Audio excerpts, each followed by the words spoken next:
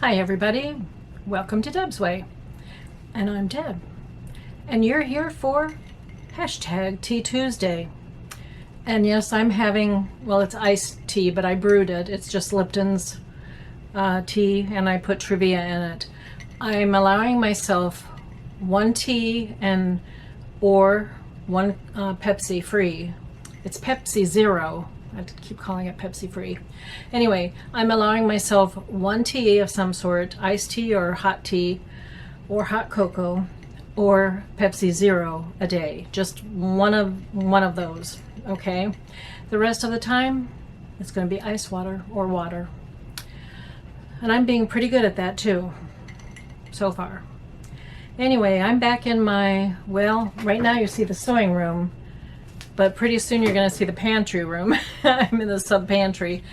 We went grocery shopping today, among other errands that we ran, and I've got some canned goods to put on the shelves back here that I need to get dated up and organized back on the shelves here. We do have some bare spots that I need to fill in, so I'm taking care of that today. But other than that, it's been a day of errands for us. It's mid-afternoon right now, and we are relaxing back home, and I'm glad. It is about 82 degrees outside. It's very warm. I don't think it's supposed to rain though, so that's good, but it's very hot. And we accomplished quite a bit today, actually. Starting out at what is it, not the Naval Reserve, it's the Naval Base here nearby, where we, of all service branches, need to go to update our IDs. And within the last year, they came out with a machine of some sort that can update IDs for all the retirees and all the family members of the retirees, so that it's a permanent ID. You don't have to renew it every few years or so. So I thought it was just going to be me to renew my ID. So I had an appointment to do that this morning, and we headed out to take care of that right away. And then we get there and find out that William had to update his ID also to the new version. He wasn't too happy about that because the new version is not as military looking to him as the old one, but he complied. We both now have new military IDs, thank goodness, so we are good for life. And it didn't really take long at all for us to get the ID taken care of, maybe because I did have an appointment. They used to take walk-ins all the time, but then because of COVID, of course, they said that you have to go online and make an appointment, which I did. However, there are still people that just kind of stop in, and they get taken care of also, but they're kind of squeezed in, among the appointment times. But we were early, and we got in there early, and we got out pretty early. So I'm glad about that. From there, we started running the rest of our errands, and just a few stops that we had to make, and we had lunch out at Steak and Shake, and I'm going to show you that here.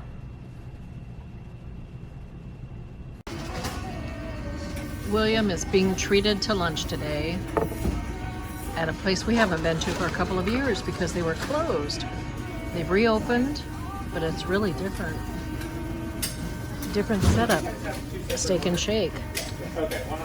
It's like McDonald's in that, in a way. You place the order at the kiosks up there where the screens are, right there, and then you come and sit. So we're waiting for our lunch. Oh, we get delivery service. Thank you. Thanks a lot. If you need anything else, thank you. Yeah. And we have our burgers. Yay! That didn't take long at all. I mean, okay, we're gonna eat. We hadn't been to Steak and Shake in so long. Probably before the pandemic, actually. But things had changed. Things have been updated. They no longer have waitresses that wait on you at the tables. You have to make your order via a kiosk. And they have several kiosks in the front area. So you place your order, you go sit down. They call out your number when your order is ready, and it's just It's just like a fast food place in many ways. And William wasn't too pleased with it because he said his French fries were cold, so he wasn't too happy with that.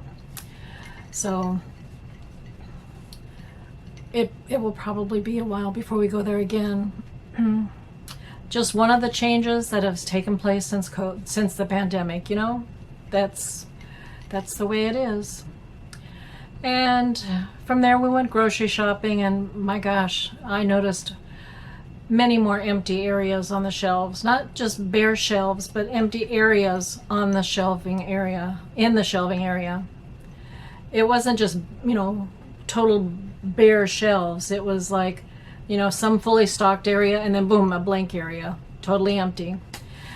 So, and that happened in quite a few aisles that I went down, quite a few. But I managed to buy some BOGOs and some canned goods for the shelf back here. I'm stocking up. I bought a little extra to fill the gaps that I've got here.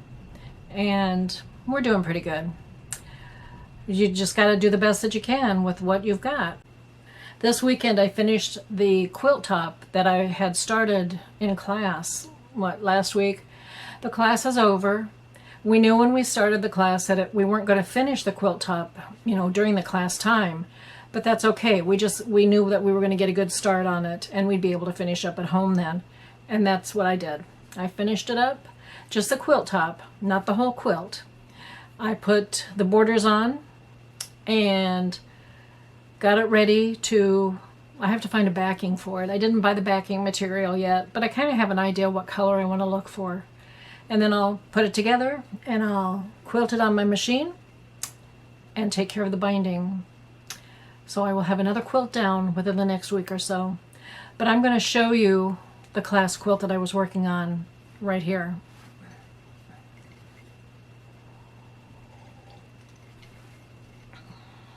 This is the piece of cake quilt top that I've been working on in class.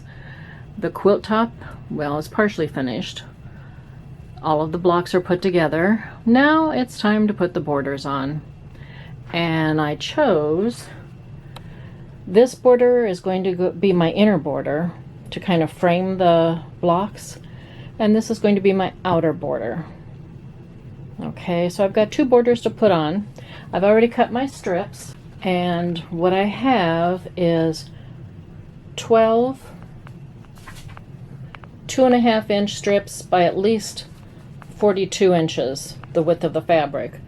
Okay, so I have extra. I mean, I won't be using all of this for the inner border. What's left over is going to be used for the binding strip to go around the whole quilt. And then I have 8.5 inch strips, also the length of the material, 42 inches. I have an extra strip just in case. We'll see. I probably won't need it, but I just cut up all the material just in case. I'm going to get the inner border going first. So let me get that, well, a couple of these sewn together and then attached to the top and bottom of the quilt. And I'll show you what I do. All right, I sewed 2 strips together so far, and I just finger pressed the seam here and trimmed it. Okay, I'm going to use this as my halfway mark between the 2 strips. I folded my quilt top in half and marked the halfway mark here with a pin. So what I'm going to do is attach my first border where this pin is and the joining halfway mark of the border itself, okay, to the quilt top, and go off on each side attaching the border strip. I'll bring it back when I have that done and show you what it looks like.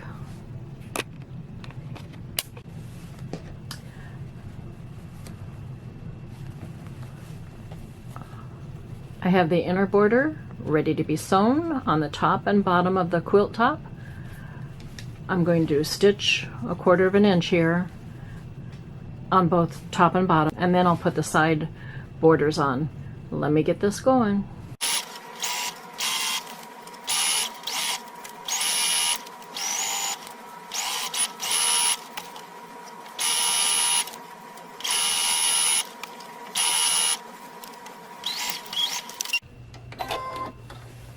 Okay, the first inner border is put on, and on the opposite side I have the same amount of material left. So I'm going to have extra, which is fine. I'd rather have extra than not enough. That's for darn sure. You know, it's always a bad thing, an unfortunate thing, to work on a quilt and get towards the end of it, and especially when you're putting on the borders, find out that you just don't have enough material. Then you have to go out searching again for what you want, and sometimes it might take a little bit of a search to find exactly what you want. So I'd rather have too much material on hand to begin with than not enough. Okay, so I've got one of the top borders on. Let me flip it around, and I'm going to do the bottom, and then I'll bring it back when I start to put one of the sides on, because that gets a little bit more detailed. Okay, I have finished pressing down my inner border. Okay, and what I'm going to do next is trim it to match along with this side seam. I'm going to make it even with the side seam and put the tails aside to use later. Okay, what I'm going to do after that is attach the side borders. I have to sew a couple of them together, and probably these tails to it as well, to make the length that I need for the side, now that I've added a couple more inches here on the top and bottom. Let me get the side border stitched together, and I'll bring you back as I'm starting to sew that on. Alright, I'm getting ready to sew the rest of the first border on, or the inner border. I've marked the center of the piece here that I'm going to be attaching to. And I also, now for the border strip, I remember the ends that I cut off on the first borders that I put on? Well, I attached it to this border strip because it needs to be longer. And I attached both, one on each end, making the strip about, what, 2 feet longer. So we'll see. Hopefully I have enough.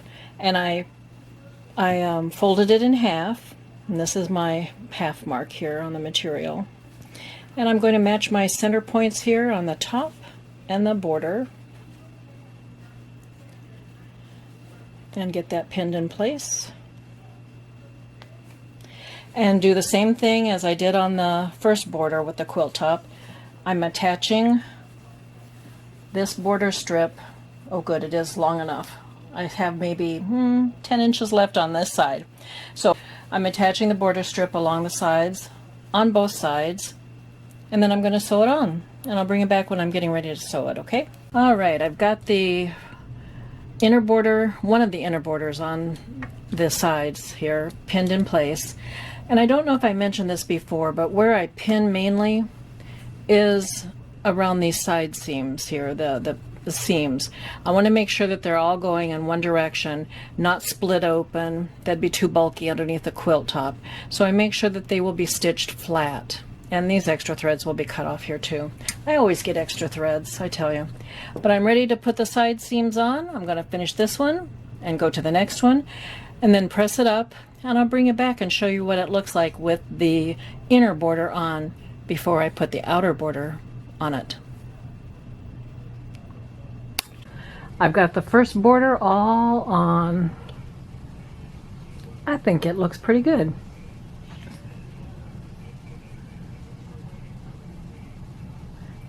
Yeah. The next border, the outer border going on, is this blue, and I think that's going to really look good. So let me get that going. And it is sewn on with the same procedure as the inner border was sewn on. I'll bring it back when I have all the borders on and show you what it looks like. It is finished. My class quilt, the quilt top anyway, has been finished. All in a day's time. Well, I gotta get dating these products and putting them on the shelf here. This is Williams coffee, and it was a BOGO today, so I grabbed 4 boxes. He supplied up for a while, and the same with some pasta noodles and some canned goods. Yeah, it's going to be filling in some gaps here on the storage shelves. But I'm going to get going on this. It won't take me too long, but after that I'm just going to sit back and relax. Have no idea what I'm going to fix for supper, but I know it's going to be something fast and easy. Real fast. Hope you're all having a good one out there. You take care, and I'll be talking to you again real soon. But for this Tea Tuesday, it's going to be bye for now.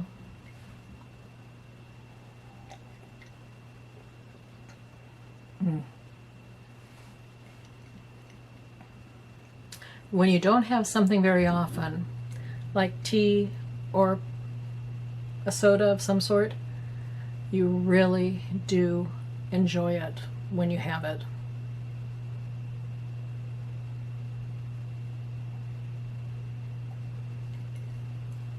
Yeah.